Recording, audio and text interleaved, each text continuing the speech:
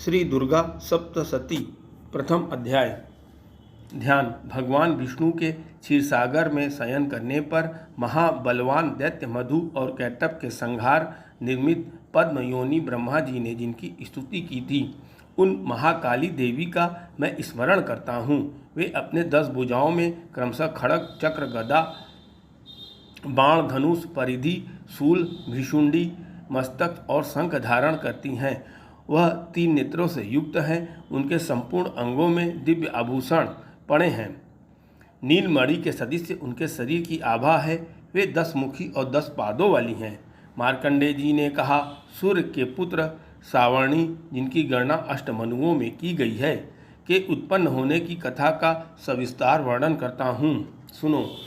सूर्यपुत्र महाभाग सावर्णी भगवती महामाया की कृपा से जैसे मनवंतर के स्वामी हुए, मैं वही घटना कहता हूँ। प्राचीन काल में स्वरोचित नामक मनवंतर के में सूरत नामक एक बहुत ही प्रतापी राजा हुए थे। उनकी उत्पत्ति चैत्र वंश में हुई थी और सारी पृथ्वी पर उनका एक छत्र राज्य था। वे प्रजाओं को अपने संतान के समान पालन पोषण करते थे। इतना होने पर भी कोल विध्वंसी नामक क्षत्रिय उनके शत्रु बन गए। राजा सूरत दंड नीति का अत्यंत कड़ाई से पालन करते थे। राजा के विपक्षियों के साथ युद्ध हुआ। यद्यपि कोलवंशी लोग अल्पसंख्यक वर्ग के थे, फिर भी उन लोगों ने राजा सूरत पर विजय पा ली थी। राजा सूरत शत्रुओं से पराजित होकर अपने नगर को लौट आए और उनके देश तक उनको छोड़ना पड़ा।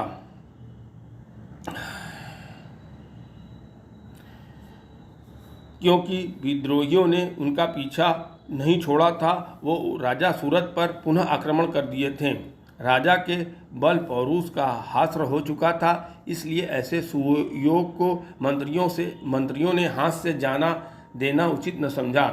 उन दुरात्मा मंत्रियों ने राजकोषीय सेना, वाहन, कोषागार आदि पर अपना पूर्ण अधिकार कर लिया था और राजा का स्वामित्व छीन गया था। इसलिए वे घोड़े पर सवार होकर अकेले ही आखेट के बहाने घने वन के भीतर चल दिए। उस वन में पहुंचकर राजा सूरत को विप्रों में श्रेष्ठ मेघा मुनि का आश्रम दिखाई पड़ा। उनके आश्रम में अनेक मांसभक्षी हिंसक पशु अपने हिंसावृत्ति को छोड़कर अत्यंत शांत भाव से विचरण करते थे। मुनि के शिष्यगण भी उस आश्रम में उनके साथ रहते थे, जिससे कि वन का सौंदर्य खिल उठा था। आश्रम में राजा के उपस्थित होने पर मुनि ने उनका सत्कार किया और राजा भी कुछ दिनों तक मुनि के आश्रम में रहकर विहार करते रहे। मोह माया से ग्रस्त होकर एक बार वहाँ राजा अपने मन में इस प्रकार चिंतन करने लगे, जो राज्य पूर्व काल में मेरे पूर्वजों द्वारा शासित और पालित था, आज वही नगर मुझसे छीनकर वीरान हो रहा है। न जाने मेरे अधर्म कर्मचारी उनकी धर्मपरायणता से उनकी रक्षा कर रहे हैं या नहीं। मेरा हाथी जो सदा अपने शरीर को से मत बहाया करता था और वीर था, वह न जाने किस अवस्था में होगा। जो लोग मेरी कृपा दृष्टि और धन और भोजन के लिए लालायित होकर मेरा अनुसरण करते थे, वे लोग अब निश्चित ही अन्य राजाओं के आश्रित हो गए होंगे। मेरे धन का उन लोगों ने दुरुपयोग किए जाने से अब निश्चित ही मेरा कोष खाली हो चुका होगा। इस प्रकार की अनेक चिंताएं राजा के मन में उथल पुथल मचा रही थी। एक दिन मेघा मुनि के आश्रम के निकट एक वैश्य को देखकर राजा उनसे पूछ बैठे, भाई तुम कौन हो? इस स्थान पर तुम्हारे आने का क्या अभिप्राय है? तुम तो बहुत शोकाकुल लग रहे हो। राजा के इस प्रेम पूर्वक प्रश्न को सुनकर वह वैश्य राजा को नमस्कार कर विनीत स्वर में बोला। वैश्य ने राजा से कहा, राजन, मैं धनिक वर्गों में उत्पन्न एक वैश्य हूँ। मेरा नाम समाधि है। मेरे दुष्ट स्त्री पुत्रों ने धन के लोभ से वशीभूत होकर मुझे घर से निष्कासित कर दिया है। इस समय मैं स्त्री, पुत्र और धन से रहित हो गया हूँ। मेरे स्वजनों ने मेरे धन का अपहरण कर मुझे ही उसके अधिकार से विरक्त कर दिया है। इसलिए मैं खिन्न चित्त से वन में आ गया हूँ। इस समय मैं नहीं जानता कि मेरे कुटुंबियों की क्या दशा होगी। मेरे घर परिवार के लोग सकुशल है या नहीं है, मुझे इस संबंध में कोई ज्ञान नहीं है। मैं विचार कर रहा हूँ कि मेरे पुत्र कैसे होंगे, वे सदाचारी है भी या दुराचारी हैं। राजा ने वैश्य से प्रश्न किया, जिन स्वजनों ने धन के लोभ में पड़कर तुम्हें घर से बाहर निकाल दिया, उनके स्वार्थों बंधुओं से प्रति तुम्हें इतनी ममता किस लिए हो गई? वैश्य ने उत्तर दिया, आपका मेरे संबंध में इस प्रकार से पूछना उचित ही है। मैं क्या करूं? मेरा मन अपने परिवार के प्रति निर्दय व्यवहारों का नहीं हो पा रहा है। जिन लोगों ने धन की आकांक्षा से आदर और प्रेम, आत्मीयता की भावना का परित्याग कर मुझे इस दशा में पहुंचा दिया है, उन्हीं लोगों के प्रति मेरे मन में अगाध स्नेह और प्रेम का भाव है। हे महानुभाव, यह सब जानकर भी बंधु बांधवों के प्रति मेरे मन में जो प्रेम का समुद्र हिलोरे ले रहा है वह क्या है? यही जानने का प्रयत्न करने के पर भी मैं इस बात के रहस्य को समझ नहीं पा रहा हूँ। उन लोगों के वियोग से मैं उन्हीं लोगों से ले रहा हूँ जिसके फलस्वरूप मेरा हृदय अत्यंत व्यथित हो रहा है। उन लोगों के प्रति मेरे मन में इतना प्रेम है, मेरा मन उनके लिए तड़प रहा है, इसलिए मैं क्या करूं? तब मार्कंडेय मुनि ने कहा, हे ब्राह्मण, तत्पश्चात रथ, सूरत और समाधि नामक वैश्य एक साथ ही मेघा मुनि की सेवा में उपस्थित हुए और उनके प्रति उचित सम्मान दिखाकर वे वहां बैठ गए। तब वैश्य और राजा ने परस्पर कुछ वार्ता प्रारंभ किया। तब राजा बोले, भगवान, मैं आपसे एक निवेदन करना चाहता हूँ, आप उसे कृपा करके बताइए। मेरा मन स्ववश में न रहने के कारण बहुत ही क्लेशित है। जो राज्य मेरे हाथों से छीन गया है उसके लिए अभी तक मेरे मन में पहले की तरह ममता बनी हुई है। हे मुनियों में श्रेष्ठ, यह बात मैं समझता हूँ कि अब इस पर मेरा कोई स्वामित्व तो नहीं रह गया है, उसे अन्य लोगों ने हस्तगत कर लिया है। फिर भी अज्ञानियों की तरह मैं उसी के मुँह में लिप्त हूँ। यह सब क्या बात है? मेरे ही समान यह वैश्य भी अपने घर से अनादृत हो पुत्र, स्त्री और सेवकों द्वारा परित्यक्त होकर निष्कासित कर दिया गया है। इसके स्वजनों ने भी इसका परित्याग कर दिया है। यह जानते हुए भी वैश्य उन्हीं लोगों के स्नेह पास में आबद्ध है। हम दोनों लोगों का हृदय इस बात से अत्यंत क्षुब्ध है। दोष युक्त विषय में भी अभी तक मेरा मन ममतावश आकर्षित हो रहा है। हे महाभाग, हम दोनों ही समझदार हैं, फिर भी हम में जो भी मोह की अत्यंत धारा उमड़ पड़ी है वह क्या है? हम दोनों में प्रत्यक्ष रूप से अज्ञानता के लक्षण दिखाई पड़ रहे हैं। तब ऋषि ने कहा, हे महाभाग, विषय मार्ग का ज्ञान सभी प्राणियों में विद्यमान होता है।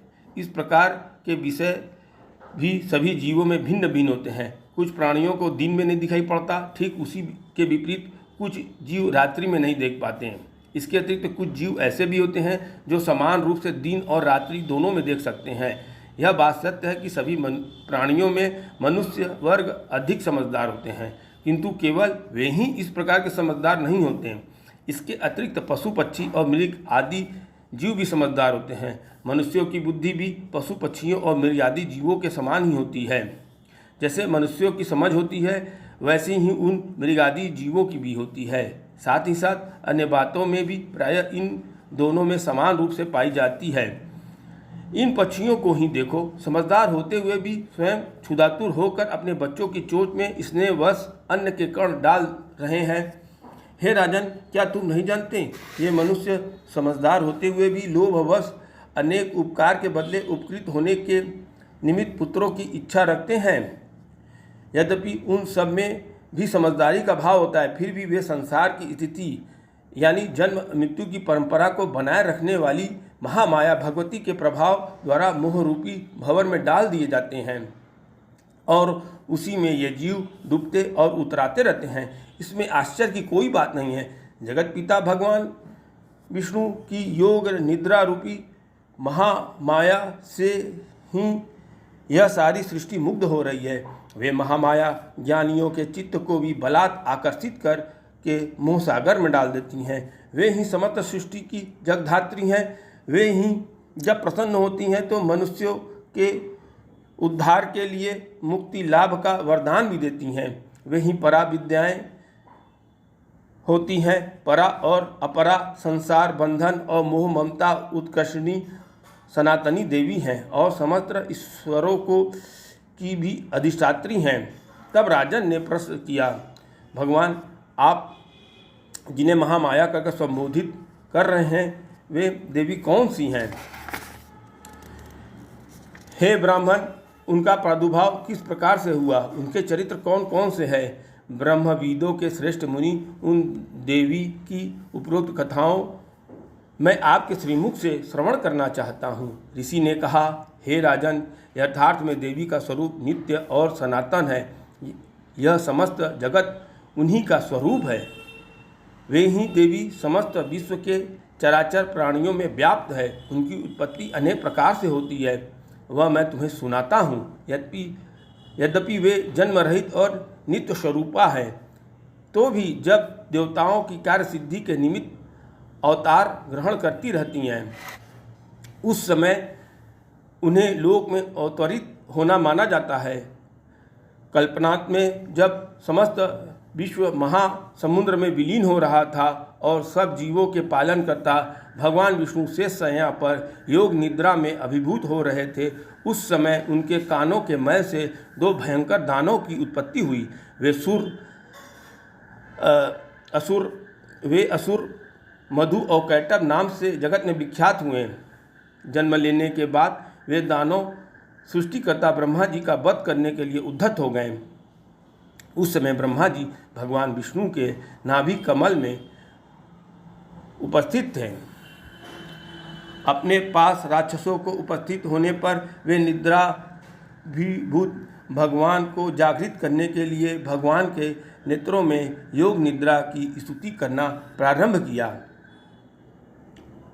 भगवान की वह आदित्य शक्ति ही जगधात्री, विश्व की अधिष्ठात्री और संसार की पालन और संहार करने वाली मानी गई हैं। उन्हीं योग माया भगवती निद्रा देवी की ब्रह्मा जी आराधना करने लगे। ब्रह्मा जी बोले, देवी तुम ही स्वाहा स्वधा और वसत्कार हो। स्वर भी तुम्हारा ही रूप है। तुम ही प्राणदात्री अमृत रूपा हो। नित्य अक्षर प्रभाव में आकार, उकार और मकार, इन तीनों मात्राओं में तुम्हारा ही अवस्थान है। इन तीनों मात्राओं से भिन्न जो बिंदु रूपा नित्य अर्धमात्रा है, जिसका उच्चारण विशेष रूप से नहीं हो सकता, वह भी तुम ही हो। हे देवी, तुम ही संध्या, सावित्री और परम जननी स्वरूपा हो। तुम ही इस संपूर्ण ब्रह्मांड को धारण किए हुए हो।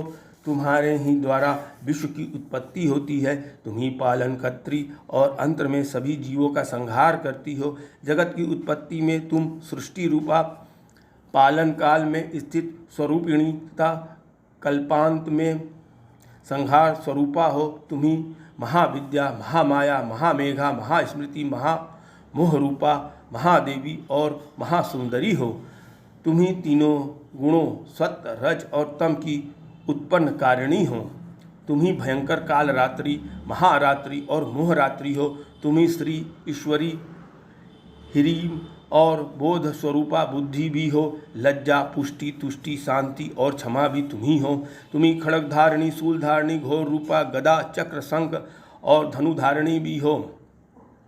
बाण, भिषुंडी, परिधि आदि तुम्हारे ही अस्त्र हैं। तुम ही सौम्य और सौम्यांतर हो। इतना ही नहीं, वरण विश्व के जितने भी सौम्य और सुंदर पदार्थ हैं, उन सभी में तुम्हारी सुंदरता कहीं अधिक है। पर और अपर इन दोनों विद्याओं से परे रहने वाली परमेश्वरी भी तुम ही हो। हे देवी, विश्व के सभी सत असत पदार्थों में पाए जाने वाली शक्ति भी तुम ही हो। ऐसी अवस्था में तुम्हारी स्तुति अवर्णीय है।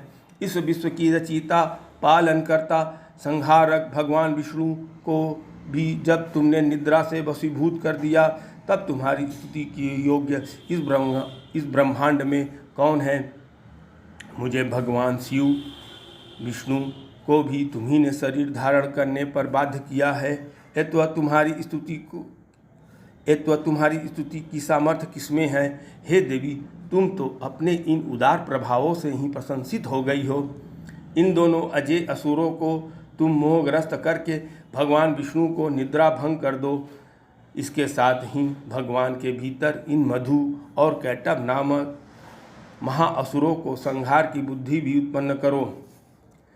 ऋषि ने कहा, हे राजन, भगवान विष्णु को जगाने के लिए जिस समय ब्रह्मा जी ने उनकी अधिष्ठात्री देवी का स्तवन किया, उस समय वे महामाया भगवान के नेत्र, मुख, नासिका, बाहु, हृदय और वक्ष स्थल से बाहर आकर अव्यक्त जन्मा ब्रह्मा जी के सम्मुख उपस्थित हुई।